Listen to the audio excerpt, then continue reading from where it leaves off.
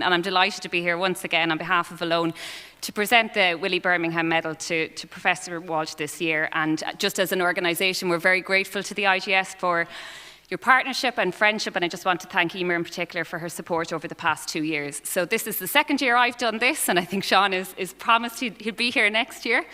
But last year I described how Alone had evolved since it was founded by Willie Bermingham almost 50 years ago. So in 2027, the organisation will be 50 years old. And I mentioned how we had grown to 200 staff and supported 38,000 people across our services in 2023. But in the year since, we've expanded to 250 staff.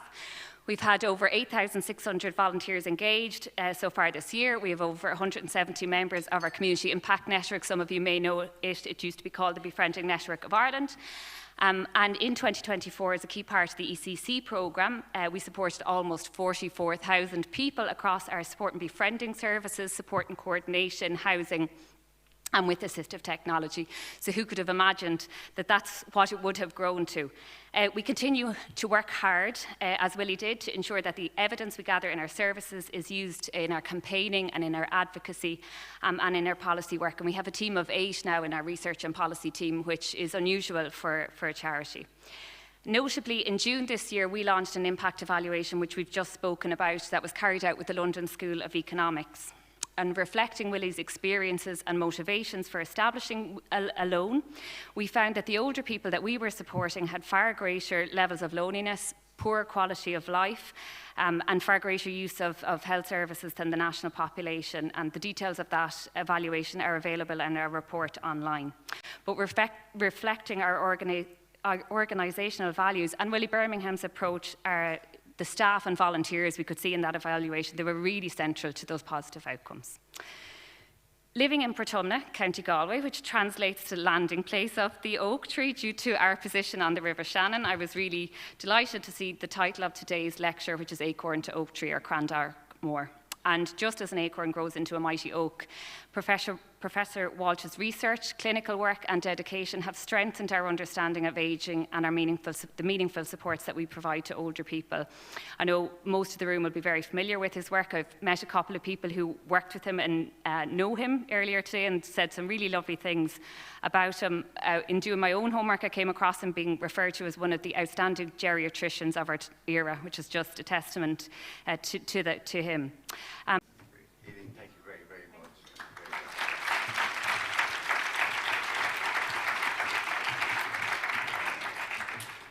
much. No, it's a great honour. It's a great honour to be here today, to be asked to give this lecture. I just want to thank you, Emer, and your committee for inviting me to do so. Doing 75 years in 30 minutes is a challenge, but I will do it. I'll time myself to it. And so I must get a timer going. But no, I also want to thank the organising committee, Anne-Marie Stewson and the entire, and Margaret O'Connor, the Limerick group. You've done a massive amount of work with Emer in getting this together. So got to be in a mark we've gone there.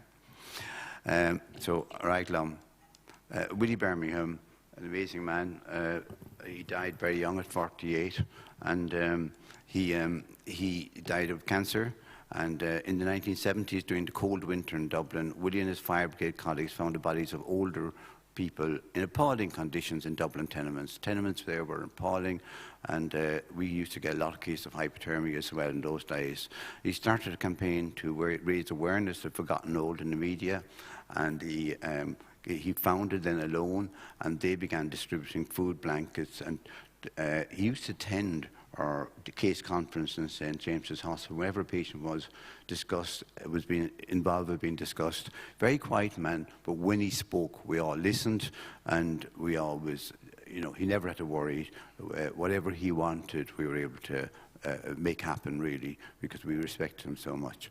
2 years after Willie died, Pat Morgan, a good friend of many of us, who was on the board member and a trustee of Alone.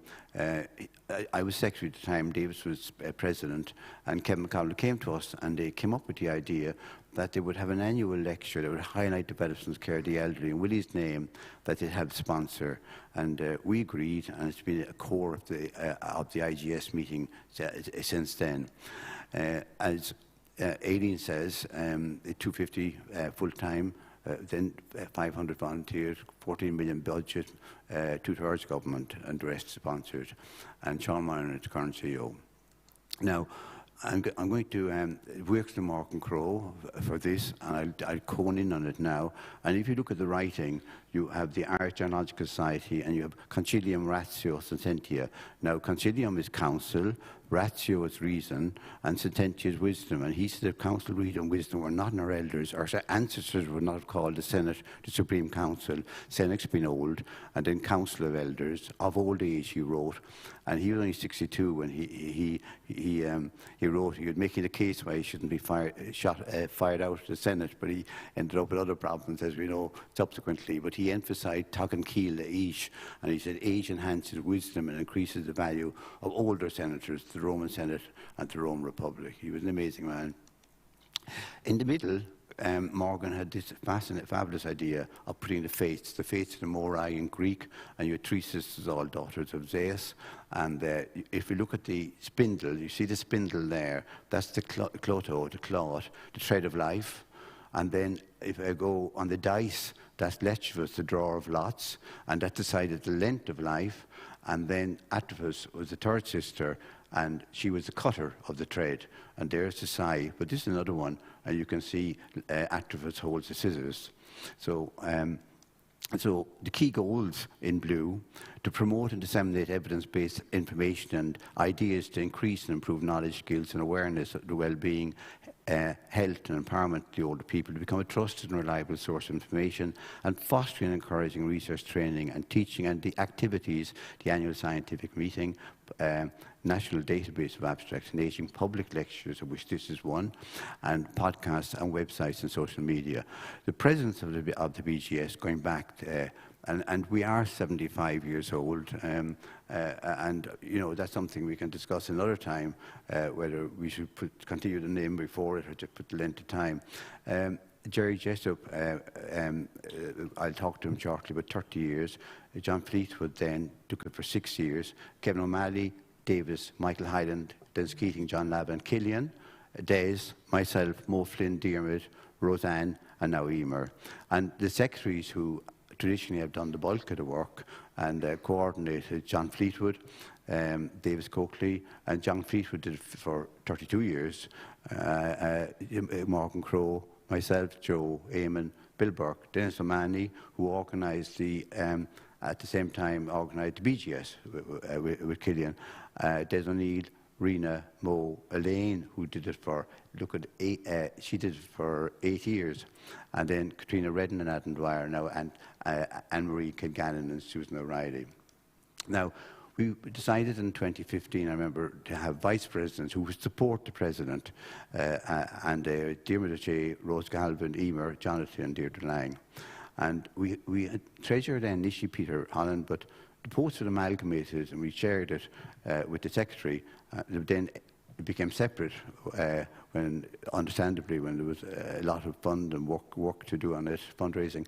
Emma Stokes rose it for 5 years, and then Jonathan, you can see, also did it for 5 years, and then Rory and Ray Waters and Ida now are doing it at the moment, Ida Chocknessy. Now, John Fleetwood, he's the founder of the IGS, and he was born in Edinburgh in 2016, and he died in 2007, and I had the great honour of being asked by the family to do his obituary. He only lived a few hundred yards from us, and he'd born in Edinburgh, moved to Ireland as a child when his father, a marine engineer, was posted to Dublin. UCD graduate, first lecture in general practice in UCD, and often thought about as also the father of academic general practice. And then he became chief medical officer in Our Lady's Hospice in Harold's Cross. He wrote many books on medical history, plays, and he was president of Sandy Cove Bait Association and was still swimming in the 40-foot almost daily up to the time of death, and up to when he died at 90. And he used to lecture all the time. He was always on the radio, an amazing man. It started in 1949. He attended the third AGM at the British Society of Care of the Aged, and that later became the British Geriatric Society. And then he met, who was the founding mother of the BGS, Marjorie Warren, and George Adams, then from Belfast, very loyal to us and to the BGS, Fergie Anderson in Scotland, then Trevor Howell, Bobby Irvine, and Lord Amelry, Lena Cussett from Oxford, and many others. And the following year, he attended the International Association in Liege, and he founded the IGS on the 23rd of October, 75 years ago this month. And 6 people attended the first meeting, and Jerry Jessup was elected president 2 months later, and John Fleetwood, when they had the Constitution, was first secretary. And oops, Daisy. Oh yeah, it's working. Multidisciplinary from the beginning. In 1963, the IGS hosted a meeting with the BGS. 74 was the interim meeting. They were all 3 geriatricians, even though it was Irish College General Practitioners. Norman Exton-Smith, an expert on hypothermia, a wonderful man. I knew him well. He used to work in St. Pancras. Ben Isaacs was another person who used to, he was an expert in design, and he said, design for the young, you exclude the old. Design for the old, and you include all. And Tom Airy from Nottingham, he was the father of old age psychiatry in these islands. And John Fleetwood then was elected president in 1980 following the death of Jerry Jessup. Jerry Jessup, a real giant, an amazing man, born 2002. For 42 years, he was a consultant in the Mead, professor of medicine, social medicine, Trinity, dean of the School of Physics for 13 years, 1959 to 72. The School of Physics is a school of medicine, and physics, not a word for medicine, hence physician. He revolutionized the school. He established full-time professors in pharmacology, surgery, medicine, obs and gynae, peace and psychiatry, and he drove the creation of St. Kevin's Hospital, of St. James's Hospital, was St. Kevin's. And when it was established in 71, it was 50% Trinity, 50% Eastern Health Board. And he was the president of the College of Physicians, first president of the IGS, and represented Trinity in the Senate. He was a senator for 15 years, and he's one of the great Irish medical politicians of the 20th century. And he had fantastic interpersonal skills with a warm, outgoing, convivial personality. This is my longest slide, but it's important. It's very important. In the 1950s, Irish graduates were no longer being recognised in America. England threatened the same. No medical school. They withdrew. They never put any of us on the list. So anyhow, they insisted. There was appeals, and they came back over. The government got involved, and they said they'd only would consider this if we were to appoint full-time professors who would full-time professors and give them their own beds. Consultants at the time were either paid a small sessional fee or paid a small daily payment per public patient treated. They didn't receive a salary. Their main income were private patients, and they weren't going to give up their beds to make full-time professors. So that was the dilemma. So what did they do? They went to municipal hospitals, former workhouses, St. Kevin's in Dublin, which St. James has been Barrett and Cork, and in the north side you had TB hospitals, the Richmond and Mary's, and the Martin and Vincent's just converted their full-time professors part-time to full-time. So they got over the hump there, but they got geriatricians in, they paid them a full-time salary for public patients, no private. Jack Flanagan in James's, in St. Kevin's at the time, Michael Hayden in Cork, and Jack Noel then in the north side, with beds in the Richmond was visiting rights to the matter. But he didn't get beds there at the time. New consultant contract came in. Charlie Hawley just said abate their salary by 20% for privates, let them employ them, and therefore suddenly you got a massive increase in posts of all things, and also the Mater and Vincent's and Emergency in Cork. So this is the book of, I have it with me, I have it upstairs actually, if anyone see it. This is the book with 30 years minutes of the IGS. This is the minutes of the first meeting of the IGS. It happened on the 23rd of October in Proby Square in Blackrock, in John Fleetwood's house, and he signed it. A meeting again in November, and then in December you can see the draft constitution was finally agreed, and those present elected a committee, and Jerry Jessup president, John Fleetwood treasurer, and Dr. Holland was treasurer. And it was that was the first of all, another meeting in December, and they didn't forget the social side. First dinner in February, so you're looking at some of the thing. You can see they had they began to have regular meetings every couple of months. Anthony Walsh did one on prostatism, on urinary obstruction, development of geriatric services in Belfast. You can see there. And, sorry, I can't see it there. But George Adams was. He was the one who, you can see he was there in the BGS from the beginning, but he also was hugely involved in coming down to Dublin and doing that. The case of stroke and reports from Europe, Professor Gatenby did that one, and then accident in the elderly, 300 cases which John Fleetwood did, and then Victoria Coffey did one on fetal defects, maternal age. So really, it was biological aging she focused on. So she was a paediatrician, neonatologist, and just shows you. If you look here, you see dietitians, social workers on the bottom right, nurses and doctors. It was multidisciplinary from the beginning, and you can see it was very well attended. And in May, with chronic bronchitis lecture, you can see in May there in '66, you had people from all over the country attended. Just Ivor Brown on aging, aging and the brain, and his team. He was professor at UCD, and Tom Gregg, a well-known consultant in rehabilitation in Dunleary, he gets his one. And then we had geriatric service in North Dublin the year after Jack Noel came back. And you had the Bristol Street Wardens, from over 1,700 street wardens.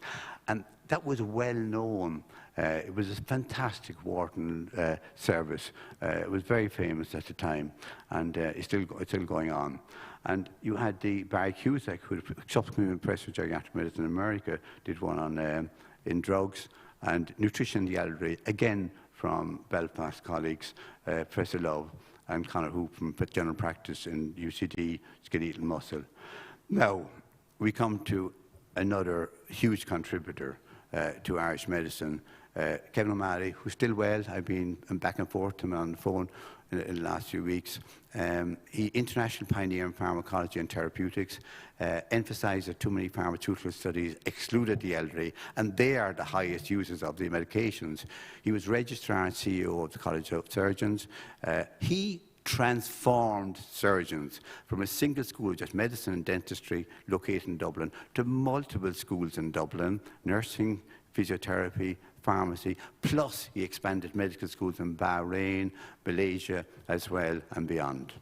And now, these are the first 10 geriatricians. Sadly, 8 of them have passed away. You can see Jack Flanagan, Michael Hyland, Jack Noel, Dennis Keating, Killian Toomey, Davis, Joe McKenna, Des, John Murphy, John Gibbon, Morgan Crowe, myself, David Lynch, Mary Boland, Kenwell Peter, Joe Duggan, Des O'Neill, Emil Kern, and Paddy Murphy, and you can see about over 170 now and growing rapidly. Jack Flanagan trained as a general physician, first geriatrician in Ireland. He switched to medicine for the elderly. He was appointed to St. Kevin's initially as a deputy or resident medical superintendent, and that's the way it was at the time. He got a WH fellowship to train as a geriatrician. He went to UK, Netherlands and Belgium and developed the first day hospital in Ireland, appointed consultant geriatrician 71, and Davis Coakley joined him in 79. You can see his wife Ita there, and Joan Keeley, who was really the mother of physiotherapy in Ireland for the elderly. Emma Stokes trained her. Michael Hyland, one of the great fathers to geriatric medicine in Ireland, without a doubt. I wouldn't be up here only for him, neither would Killian Toomey or I think Dennis O'Mahony. He was a fantastic influence. Born in Yorkshire, where his Cork-born father was GP, came to Cork during the war and lived lived permanently when his father retired. After UCC, worked with Gordon Mills, who Killian too, and I also worked with, and Sean O'Keefe, and Christine Donnellan also worked when he moved to Liverpool. Finbar Hospital virtually wrote the years ahead report, which emphasised, as Marjorie Warren had initially sent out, acute assessment, rehabilitation, community care and quality extended care. I mean, that's what he put in there, what Marjorie Warren wrote in the Lancet and did lives on forever, what she did in the West Middlesex. BGS Presidential Medal, Honorary Doctorate UCC, IGS President. Two wonderful men, very committed to the IGS and great friends of many of us. Jack was the third geriatrician to be appointed in Ireland. John Lavin joined Jack in '75. They ran medicine for the elderly in North Dublin, and then they both strongly supported the IGS, both trained in Wexford, Leo Woolner, and John Lavin was president of the society from 2001 to 2003. Dennis Keating, another fantastic man, brilliant historian as well. He was the fourth geriatrician in Ireland. Initially went to work with Jack Noel, then came to Vincent's. Vincent was the first voluntary hospital that moved ahead with geriatricians, even before the contract. And they built a ward from it to Our Lady's Hospice in St. Vincent's, in St. Vincent's. And then he provided service, like in Donnybrook, at all the South East and all of Wicklow. And he was president of the IGS. Now, this is truly a giant. Consultant physician in medicine for the elderly, first chair in medical gerontology, Dean of Health Sciences, first-class clinician, renowned medical historian, world authority on Oscar Wilde. At the Central Core of the Merchants Institute development, he worked tirelessly for its construction and completion on the James's campus. A fantastic colleague. I knew Davis from the age of 8. And he was 11. We both went to Sculparty Hulawan, which was a Gael skull in Cork. Everything was Oscar. Derry's brother was in my class in school and UCC, and my brother was in his class. And in 60 years together, we never had a crossword between us. You know, we were bounded to him, you know, and Emer talks about him. And, you know, we all bring ourselves to tears when we think about his loss. And that's just, you can see, Davis was a big man and in every way. Jack Flanagan, myself, Davis, at an annual garden party. It used to be great fun. Killian Toomey, not only has Killian done so much for geriatrics, but for medicine in Ireland. He joined Michael Hyland. He trained in London, Liverpool, and London, Cork, London, Liverpool. With Gordon Mills, Board of HICWA, Vice Chair of Corla, and they decided, the Vice Chair was the clinician, and he massively expanded the number of geriatricians in the country. IMO President, rescued the IMO, UMS, the European Medical Specialist, Marymount Board Chairman, plus hugely involved in the hospice movement, COVID-19 review body, and with Dennis, the Secretary, had a fantastically successful joint BGS-IGS in Cork in 2002. Now, just shows you, he briefly, I skipped through it, that's just, you could do the same for Limerick, you could do the same for one. It just shows the flow of you know, Brian Carey there, appointed to the county, William Lloyd, Suzanne doing the academic side, you know, Mary Foley, first CNS in the elderly, and Ema there at the end, and then you can see all the other people, including Michael Connor there, right across. Morgan Crowe, consultant Vincent's, joined Dennis Keating, IGS chairman, moved to the IGS meeting to RCSI from James's to there to Killiney Court, created the emblem and chain of the IGS, brilliant physician, and I think we'd all agree, deeply humble. He has done so much for stroke and everything else, but Morgan will never take credit for things, and he's just fantastic. The IGS members, this is a very special group, always has been special to myself and to all of us. They've been fantastic friends. George Adams and Bob Stout. Tim Berringer was Deputy Secretary when I was Secretary. Ailby Byrne, Rosemary Kelly. I put 2 stars on Rosemary. she hardly ever misses the meeting. Ed and Peter are just absolute cracks. They're right. Peter just stepped down from his full-time professorship. Peter Flanagan, Lynn Armstrong and Kieran presented this morning, and Tim Atkinson, Jim Kelly-Faltricky. And so when in Steve Russell, there were a lot there, and we had a joint meeting. So this is a group that, if we can facilitate more and more to come down, we should work very hard on that. I just put this Marjorie Warren Lifetime Award. This is like the Nobel Prize in medicine, in geriatric medicine. The award is presented annually to someone in the world who had made an outstanding contribution to healthcare of older people. And the award had just been announced during the week. And believe it or not, it is someone in the island of Ireland. Rosemary Kelly. Stand up. Stand up.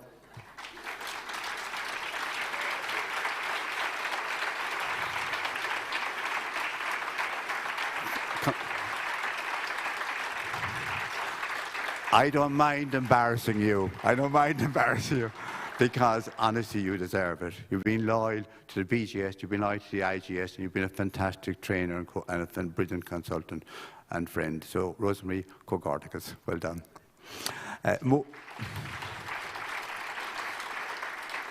Mo Flynn, the mother of social gerontology, secretary, president, during the 1990s, she developed the integrated community model in the UK, very much at the centre of it. When she became senior commissioner in the Eastern Health Board, when she came back to Ireland, she set up and she moved to appoint more of these. She got 12 new geriatricians, member of a team who negotiated a grant from AP of $500,000, introduced social gerontology, previous CEO on Harold's Cross, previous CEO Rehab Ireland, and currently chair of Coro. Rose, Professor of Physiotherapy and co-director in Limerick, Treasurer, Vice President, and you can see she did one for 5 years and 5 years, and she was co-applicant to a successful grant application to AP and organised the annual postgraduate teaching day for postgraduate students, and that's been very successful. So, and then Elaine did another decade, both as Honorary Secretary for you can see for 8 years, when she, and during COVID, she did all the special interest groups she developed, so a massive amount of work she did. And Deirdre has 10 years as Chief Nursing Officer, has been fantastic there, and has been a real leader, and she led in frailty as well, and then she was the executive, and now she's our Vice President.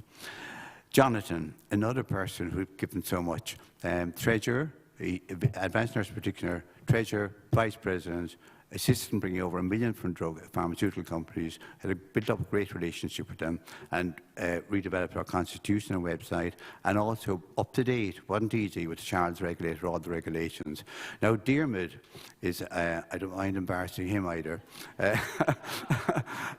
he's a bit like Killian. He has done so much for medicine as well as geriatric medicine. I mean, he's the current president of the Royal College, and before that, I'm skipping to the end now, he was registrar at the college for 6 years. So I go back up, he's a Vincent's consultant, president of the IGS, clinical lead for older people for nearly a decade in the IGS, and chaired the Irish Committee on Higher Medical Training as well. So he's done so much, Diarmid. Got to be good. Des. I'm going to start at the bottom here with Des. First-class physician. I would put Des first and foremost as a first-class physician. He worked with us as a registrar. He did his fellowship and his doctorate with us and got a lot of his own funding in masters. And he absolutely was a brilliant clinician in every way. And he's a superb communicator. He led and wrote the Leeds Cross report, one of the most important reports in Ireland in any area. That was the foundation of HICWA, director of the National Office for Traffic Medicine, and founder member of the subsequent president of the BGA, of the European Geriatric Society, and brought the UGMS to us. And with Rose Galvin Moe, and the committee got $500,000 from Chuck Feeney and AP. And he was president, you can see, for 4 years and 5 years as secretary, who put a lot of work into the IGS. Rose Ann Kenny, a great friend and colleague. She's Regis Professor. What does that mean? You should actually just call them Regius.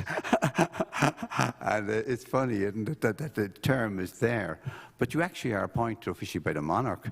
I think the president might do it here. There are few chairs in these islands. There's 5 professors of physics, which is medicine, 1 in Cambridge, 1 in Oxford, 1 in Trinity, 1 in Aberdeen and Glasgow.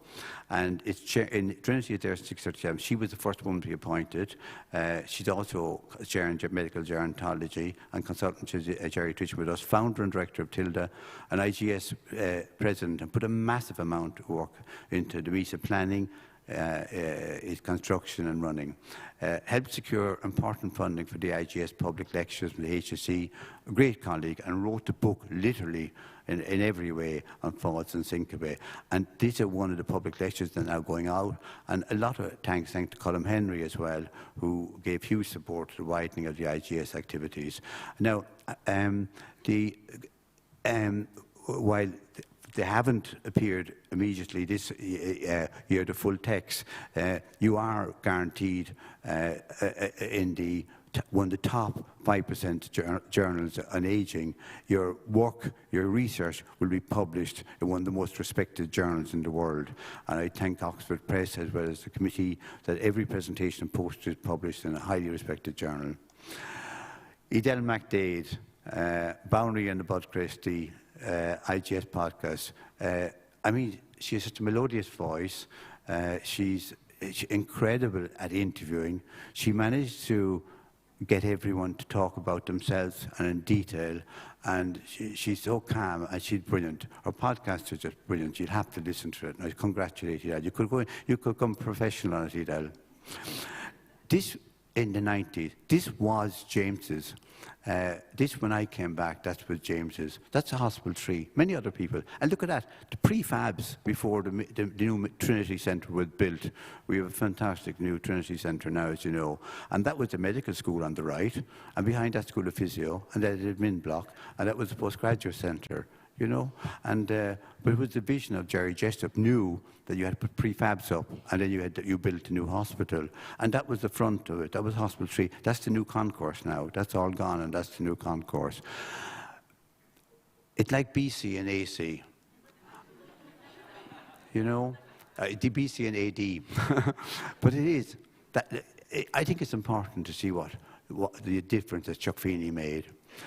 Giving while living. It's a brilliant philosophy. It's a brilliant philosophy. Giving while living. Why leave it in a will? Just give. He died without owning a flat. He died with a Casio watch. He'd always do economy on flight. And he'd buried in Irish soil. He wanted to be buried in Ireland. I had the privilege of being at his funeral. And he was buried next to UN soldiers and Michael Collins' grave, and it was facilitated by the Irish government, and they were delighted to do it.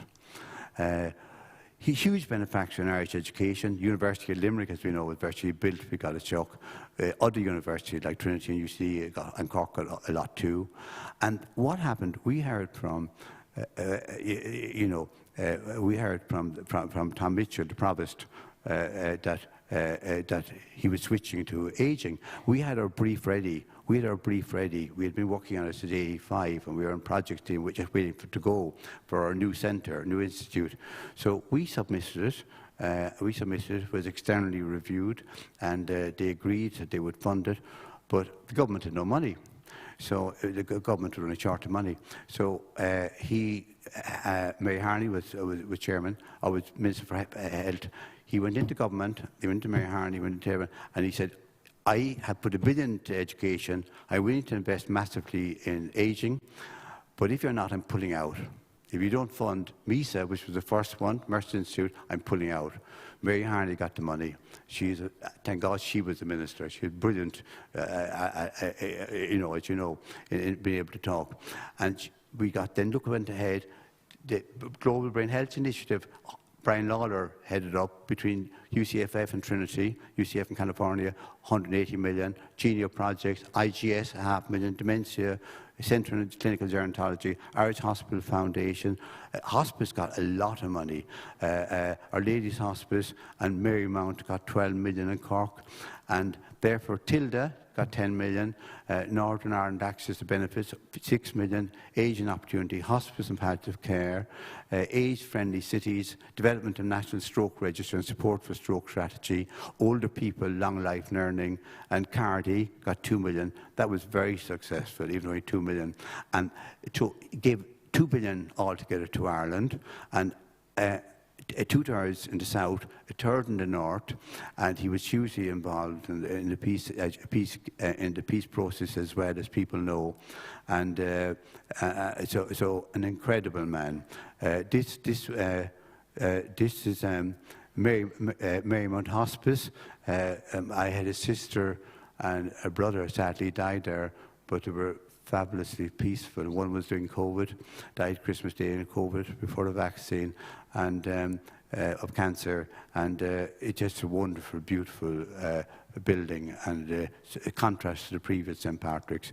This was Chuck doing one of his visits to us in James's, and there you can see Desmond Kinney, who did the Tierna Og with Niamh Keener, Niamh with golden hair, and Oisin, and they go on the horse, you know, about Tierna Og. And there's Desmond Kinney, a brilliant mosaic, and Chuck particularly wanted that. You see Roseanne Davis, and then you have Chuck Feeney there, Esmeralda, Desmond Kinney's wife, and that's myself, and then you had David Clark, the architect, and Michael Luigi, the project engineer. And this is our Merchants Institute. The first main project completed by Chuck Feeney, 7 stories, 116 bed, 4 29-bedded beds, each with 20 single wards, fall syncope and gait analysis unit, bone health, memory clinic, neurovascular and TIA clinic, teaching facilities, lecture theatres, conference, and the Merchants Institute research. And we have the main building there. Going along that, then we have a day hospital below in psychiatry, Brian Lawler's area. Above that, then we have our research centre, and therefore you have the concourse there in the middle photo, on the left, and that's our DEXA unit above it. And there you can see on the entrance, you can see the mosaic with Niamh Keener and Oisin, and they're about to take off to Tierna Og. And you can see the symbols as well for the ward. They're in both symbols, which the Dementia Service Information Centre were very keen to have, and I think it was a brilliant idea. And on Gaeilge, there are no agus cúpla focal bearla as well in names, you know, so they're nice symbols. Now, another person I don't mind embarrassing, she's Uachtaran Raha, which means the current president of the IGS, brilliant registrar, for all your work as ambassador to Ireland and Liverpool and the UK. Jeremy Playfair, President of IGS, said he couldn't do the job without you being there when you literally took over the running of Liverpool Elderly Services. Incredible national work at orthogeriatrician, national lead in the Irish Chief Fracture Database, current national lead in care of the elderly, current President of the IGS. I think we all agree, great crack.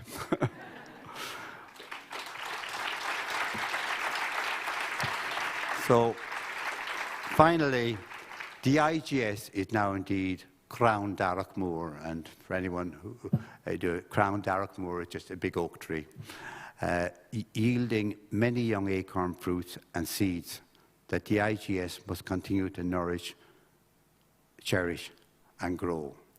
You are the saplings, you are the young trees. That's what you are. And when I look at the work that I know you do outside every day, and when I see the research that you produce, and both in the major presentations and in the posters, I'm deeply moved. And it's just an absolute joy. I qualified in '73, and I was committed to geriatrics in a moment. I never thought I'd see the day when I see such, like, over 450 people signing up to the IGS, to see the vitality and the life that oozes not only here, but everywhere I go. And I'm so proud of the multidisciplinary nature and what you have done for the elderly and what you will continue to do. And all I have to say is, go to Mina Mark with Galair, August Mila Wakas.